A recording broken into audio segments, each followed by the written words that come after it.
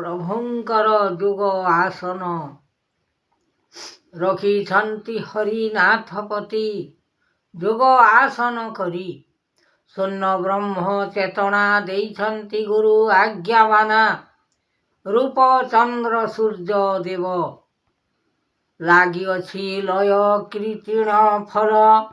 ଅନେକ ଯୁଗ କରିଛନ୍ତି କାଳ ବୈକୁଣ୍ଠପୁର ଲାଗିଛି ସଂସାର।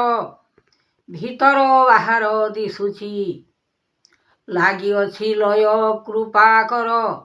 ଦୀନନାଥ ଦୟାମୟ ହରି ହେ କହୁଛି ଗୁହାରି। ଶୁଣ ମୋ ବିଚାରି ମନ ତୋଷ କର ଜ୍ଞାନ।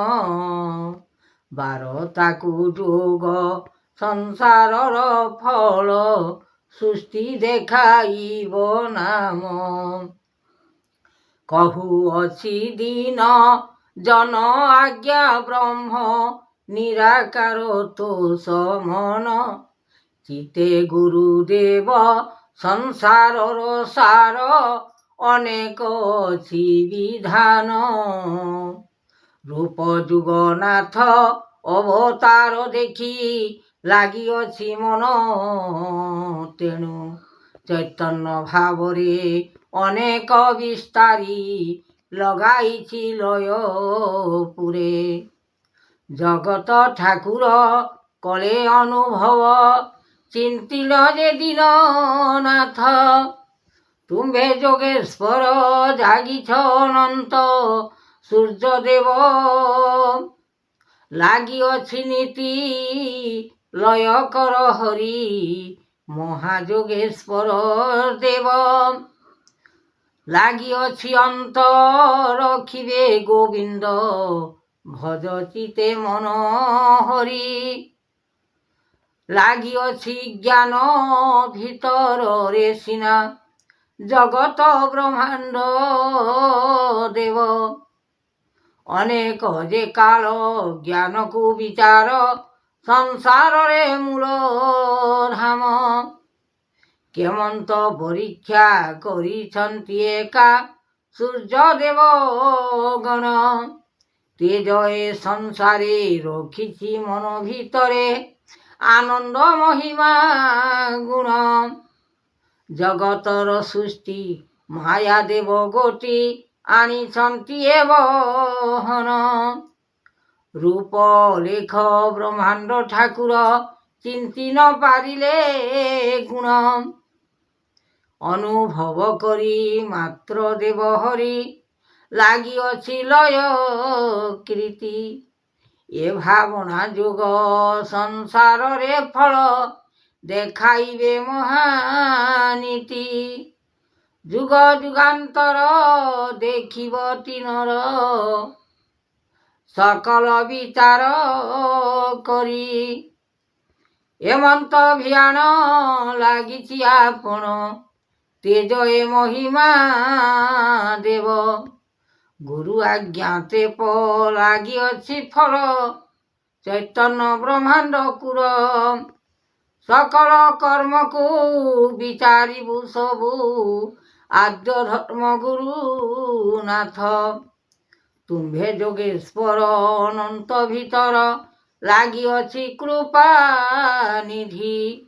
ଅନେକ ବିସ୍ତାରୀ ଲାଗିଅଛି ହରି ଚୈତନ୍ୟ କଲେ ତେଣୁ। ଭୋଗ ଏ ସଂସାର ଭୋଗିବ ବିଚାର ଲାଗିଅଛି ମନ ଆଉ। ଜ୍ଞାନ ତପବନ୍ତ ଲାଗିଛି ଗୋବିନ୍ଦ ଚରଣ ମୁକତି ହରି। ଧ୍ୟାନ ଯୋଗ ପରେ ଲାଗିଛି ସଂସାରେ ଆଦ୍ୟ ଧର୍ମ ନର ହରି। ଏମନ୍ତ ବିଚାର କରିଛ ସଂସାର ସକଳ ପୁରେ ମହିମା। ଜାତ ଗୁରୁଦେବ କରିବ ଠାକୁର ଅର୍ପଣ କରିବ ସିନା।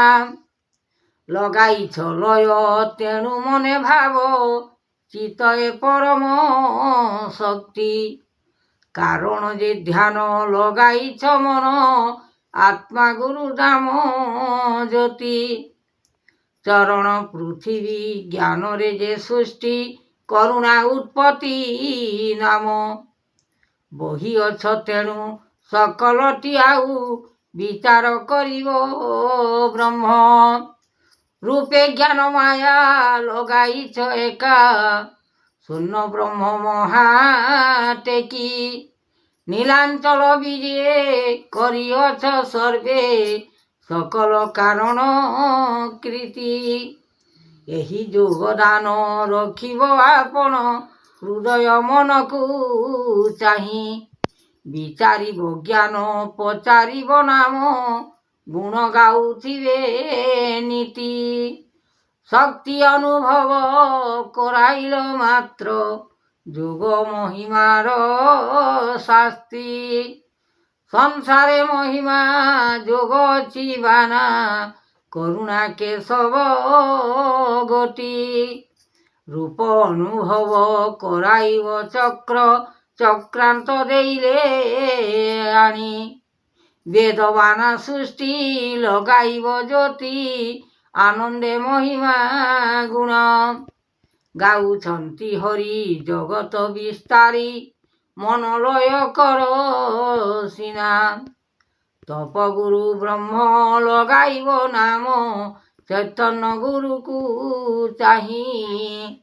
ଦେବ ଆତ୍ମା ଆନନ୍ଦରେ ମହିମା ଜାଣୁଛନ୍ତି ଦେବ ଋଷି। ଚରଣ ବନ୍ଦିବ ଗୁରୁ ଆତ୍ମା ଦେବ ହରଷ ଚିତ୍ତରେ ଲେଖି। ଯାହା ଆଜ୍ଞା ଗୁରୁ ଦେବ ସେଠି ସବୁ ଚେତନା ଫଳର ବାନା। କେମନ୍ତ କରିବି ଶୂନ୍ୟ ଏ ମୂରତି ଶୂନ୍ୟ ଶବଦରେ ଜ୍ଞାନ।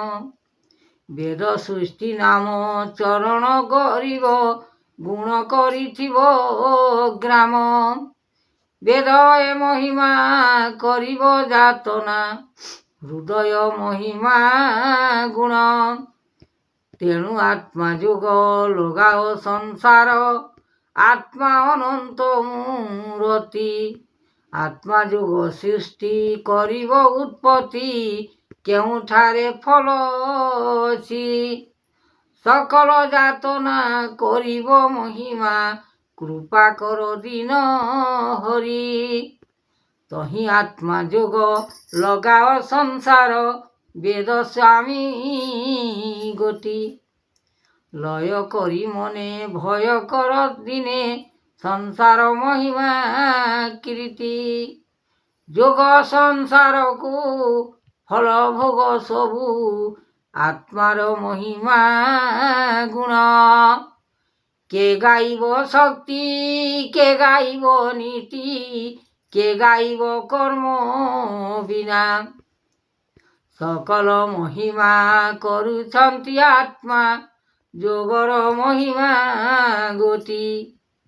ସଂସାରରେ ବାନା ବହିବେଟି ସିନା ସ୍ୱର୍ଗ ଭୁବନରେ ସୃଷ୍ଟି।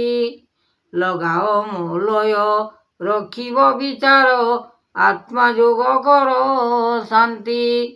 ହୃଦୟ ତିଆର ଏ ମନ ଭିତର ଲାଗିଛି ଉତ୍ପତ୍ତି ଗୋଟି।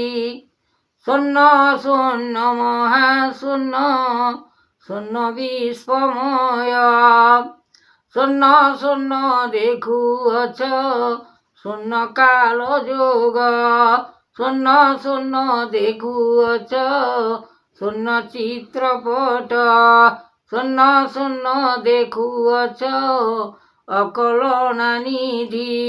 ଶୂନ୍ୟ ଶୂନ୍ୟ ଦେଖୁଅଛ ସର୍ବଦେବ ହରି।